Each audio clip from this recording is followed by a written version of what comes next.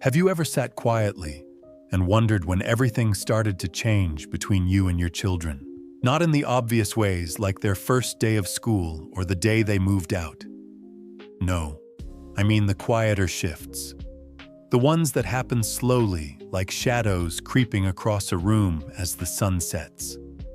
You blink and suddenly your child, the one who used to run into your arms, who needed you for everything, now only calls when they need something.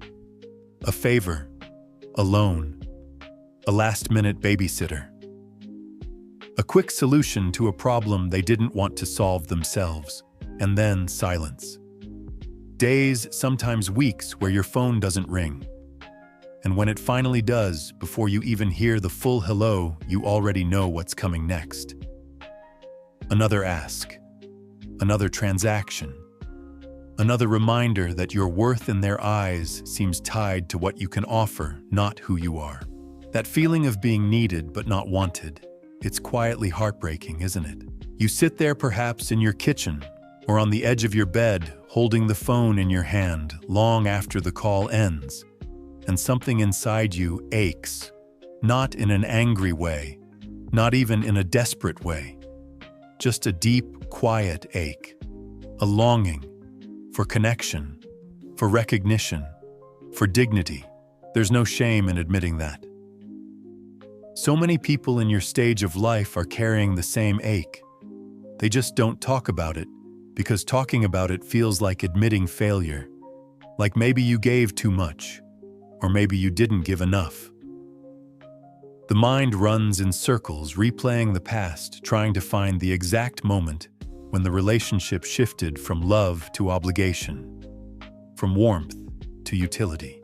I want to tell you something today, something gentle but true. You are not alone. And more importantly, you are not powerless.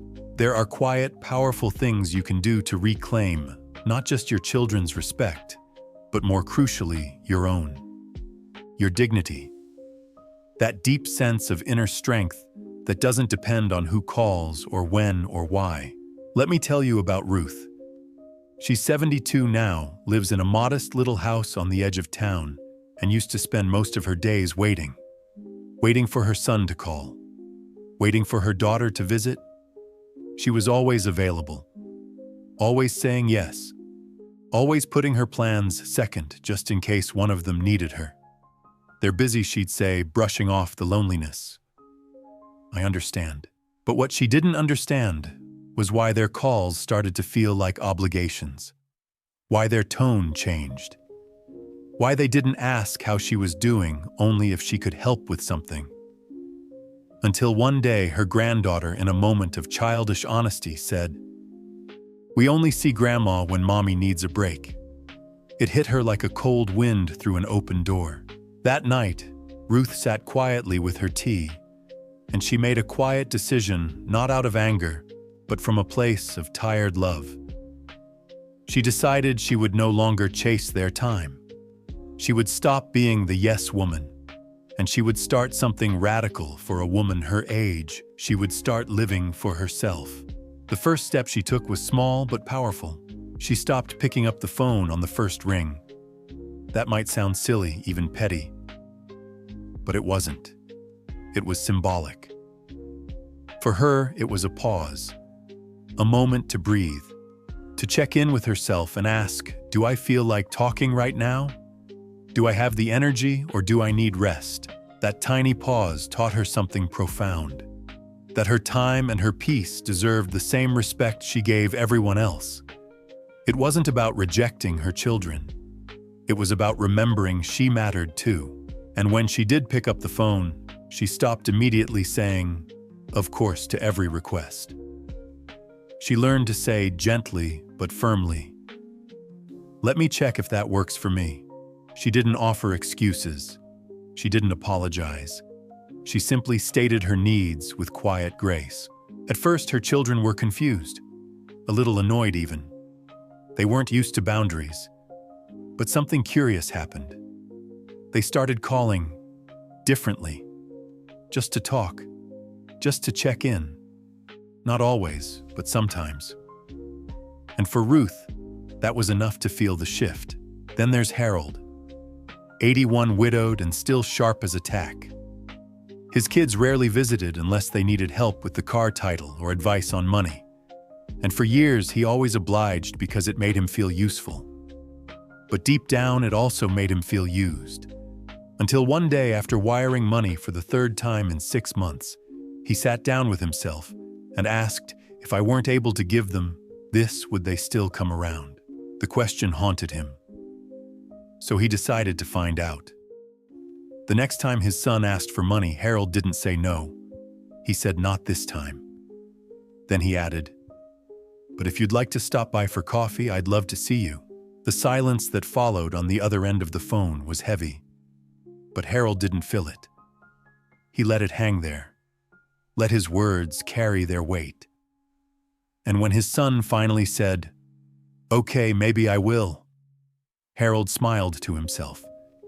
Not because he had won, but because for the first time in years, he had told the truth of what he really wanted. This is what dignity looks like. Not big speeches, not angry confrontations. Just quiet, clear moments where you stop abandoning yourself for the comfort of others. If your children only call when they need something, it can feel like rejection. But it doesn't have to become your story. You still have choices, you still have your voice. And that voice, no matter how soft, deserves to be heard. You are not here to be anyone's backup plan. You are not a spare wallet. You are not a placeholder for convenience.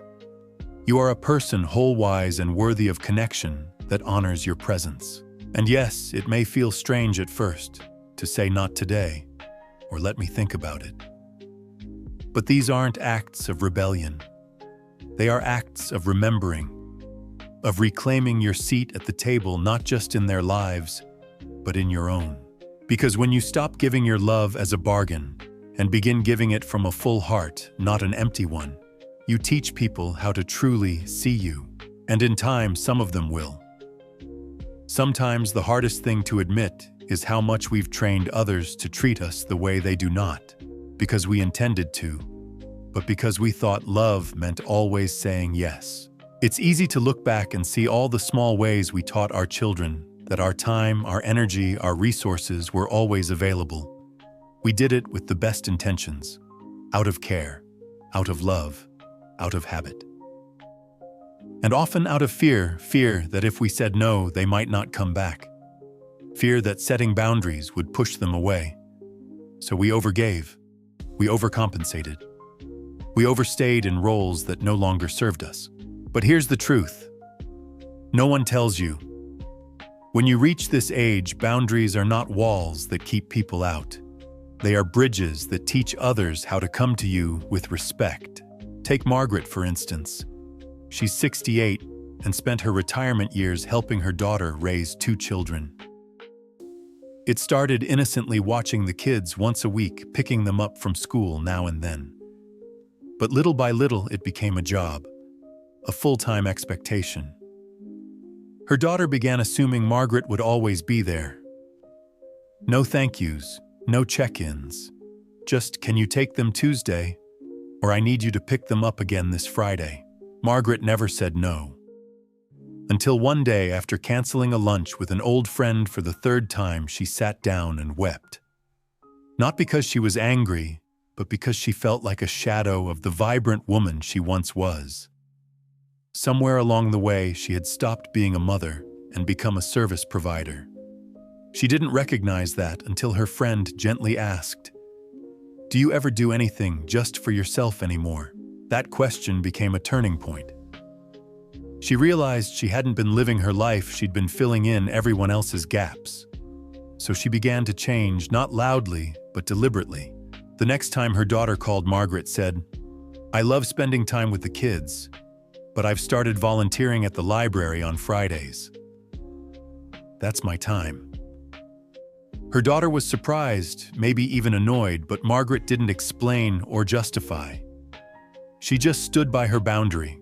That single decision became a thread that slowly rewove the fabric of her self-worth. You see, when you begin to prioritize your time, it feels awkward at first. especially if you've spent years making everyone else's needs more important than your own. There's a part of you that may feel guilty, but guilt is often the first sign that you're doing something new, something necessary. That brings us to something we don't talk about enough: the quiet conditioning of people-pleasing. So many of us, especially from your generation, were raised to keep the peace, to avoid conflict, to never rock the boat. We were taught to earn love by giving endlessly. But what we weren't taught was how that kind of love wears you down, how it turns you invisible not just to others, but to yourself. Frank, a soft-spoken man from Wisconsin, told me something once that I'll never forget. He said, "I used to say yes, just so I wouldn't feel like a burden. And then I realized I was treating myself like a burden by never asking for what I needed." He said this after years of letting his adult children drop off broken furniture, dirty laundry, and unpaid bills, all of which he handled without complaint. But it wasn't love he felt afterward, it was exhaustion. And a quiet resentment that ate at him every time he swept their messes under his rug. The shift came when Frank stopped trying to be the easy one. When he realized that being easy to deal with doesn't make you easier to love, it just makes it easier for others to overlook you. So he stopped volunteering his help. He waited to be asked. And when asked, he paused and asked himself first, "Do I want to do this? Does this feel right for me?" He started honoring his own no as much as he once honored their every request. It wasn't dramatic. He didn't cut anyone off. He simply slowed down the cycle of automatic giving. And something remarkable happened. His children stopped assuming. They started asking. And occasionally, they even offered help first. Respect isn't demanded, it's modeled. And it begins quietly within. But let's talk about something else that often goes unspoken: the loneliness that creeps in when you begin standing up for yourself. When you stop being the go-to rescuer, there can be an uncomfortable silence. And in that silence, it's tempting to go back, to fall into old patterns because at least they were familiar. Helen felt that silence deeply. A widow in her mid-70s, she had grown so used to her son's last-minute requests, rides to the airport, dog-sitting on holidays, help with taxes, that she didn't know what to do with the stillness that followed. Once she started saying "not this time," the quiet felt punishing at first, like rejection. But in time, she realized it was something else: space. Space to rediscover her own voice, her own interests, her own company. She joined a book club, took a watercolor class, walked each morning without checking her phone, and slowly her silence became solitude. Not loneliness, but a gentle returning to herself. And when her son did call, not to ask, but just to talk, she realized something powerful: her presence had changed. She wasn't giving from depletion anymore. She was offering from fullness. This is the real transformation. When you stop asking others to see your worth and instead begin living like it's already known. You don't have to harden to be strong. You don't have to cut ties to claim your dignity. But you do have to stop shrinking just to fit inside someone else's comfort. Your children may not notice the change at first. That's okay. This journey isn't about their awareness.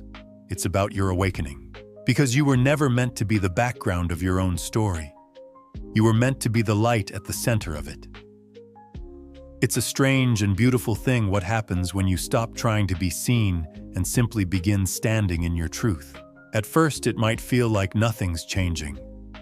The phone still rings with the same requests, the same rushed tone, the same "can you just" questions that used to wear you down. But something has shifted, not in them, but in you. And that shift changes everything. When you begin to honor your own time, your energy, your peace, you carry yourself differently. You stop over-explaining. You stop saying yes with that sinking feeling in your chest. You start showing up as someone who values themselves, And even if your children don't immediately understand that they feel it, there's a quiet power in no longer rushing to prove your usefulness, in no longer tying your worth to your ability to save the day. You start to live not in reaction to their needs, but in response to your own longing. Longing for a life that still holds meaning, joy, discovery, rest. Sylvia, who just turned 70, tells this story of a moment that changed everything for her. She had always been the reliable one, the fixer, the mom can you woman. But last spring, she joined a senior hiking group. Nothing extreme, just local nature trails and fresh air. For the first time in years, her Wednesdays became untouchable. That was her day. And when her daughter called needing babysitting for a last-minute date night, Sylvia paused and said kindly, but clearly, "I'm hiking that day. But I'd love to help another time." Her daughter sighed. There was silence. But then she said, "Okay. Good for you, Mom." Those 4 words struck Sylvia. Good for you, Mom. Not thanks. Not fine.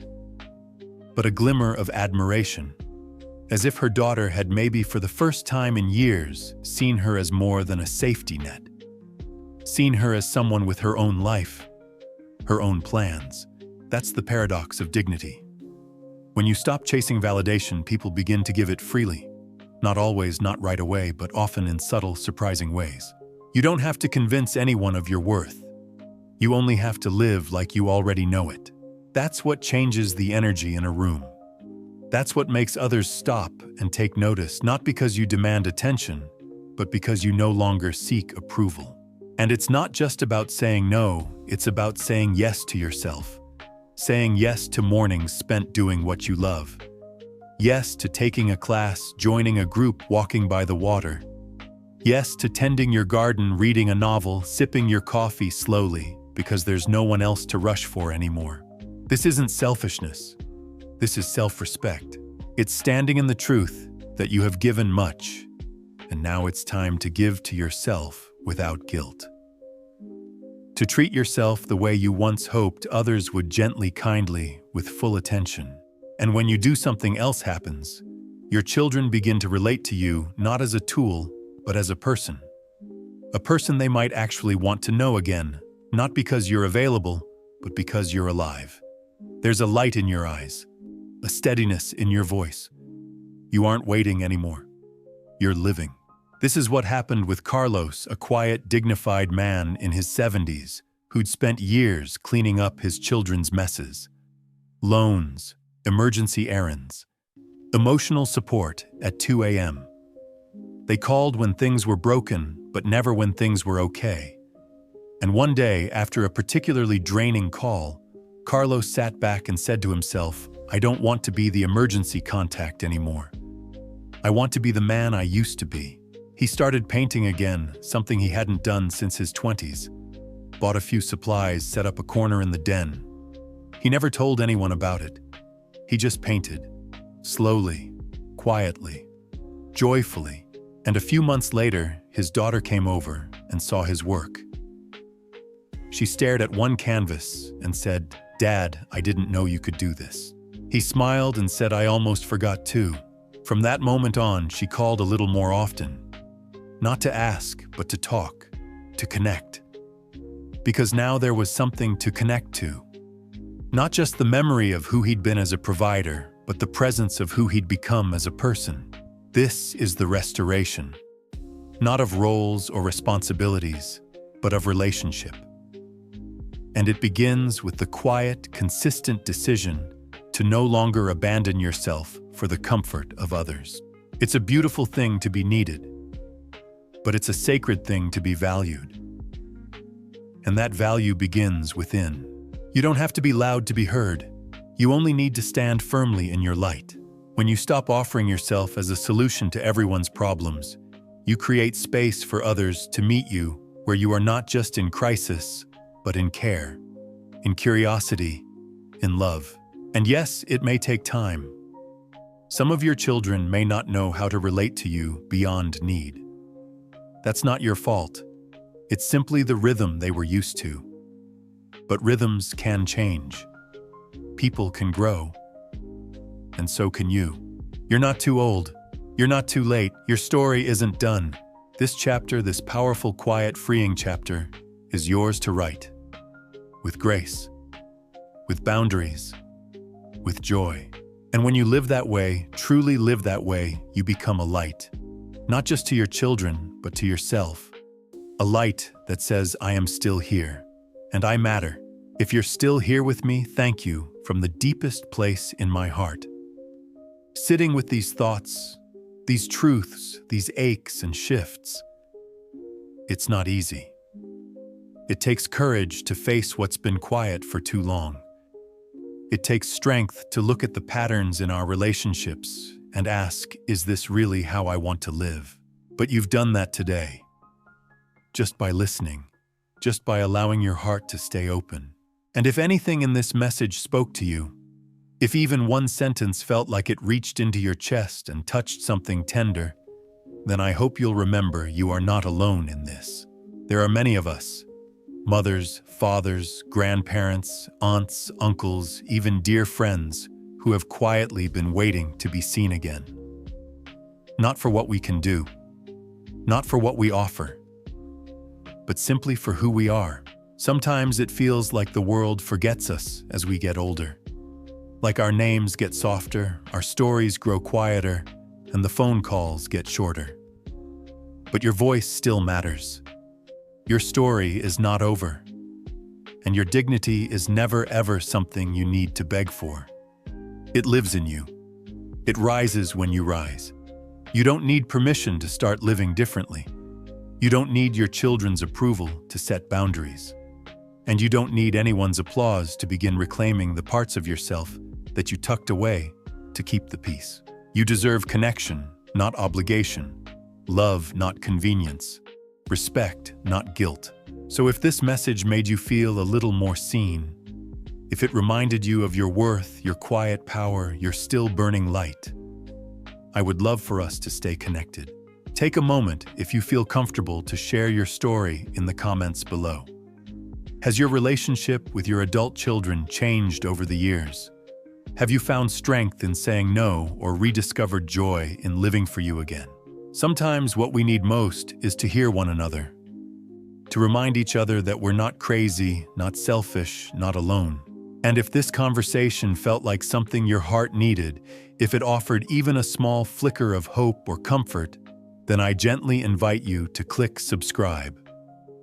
Not because of algorithms or numbers, but because I want this space to keep growing as a quiet little corner of truth, love, and healing for people like you. You've spent a lifetime caring for others. Now it's your turn. You are not too old.